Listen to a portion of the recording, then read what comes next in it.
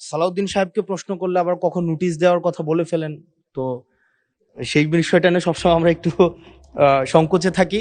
আমার এই সংসদে আমি আসছি, আমার 27.5 বছর বয়স। সেখানে মাননীয় স্বরাষ্ট্রমন্ত্রী যখন সংসদে এসেছেন 1991 সালে, আর আমি জন্ম হয়েছি 1998 সালে।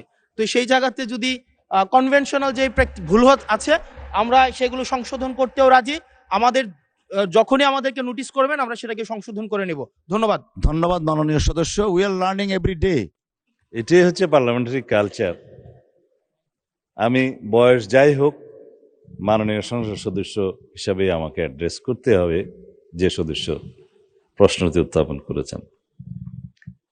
আর্লি এজে পার্লামেন্টে আসাটা একটা সৌভাগ্যের বিষয়। আমরা সবারই উজ্জ্বল ভবিষ্যৎ কামনা করি। যেই এমপি হয়েছে তার চাইতেও আরো 8-10 বছর পরে জন্ম নেওয়াটা সৌভাগ্যের বিষয়, কারণ তার আগে সামরিক শাসনের সময় ছিল।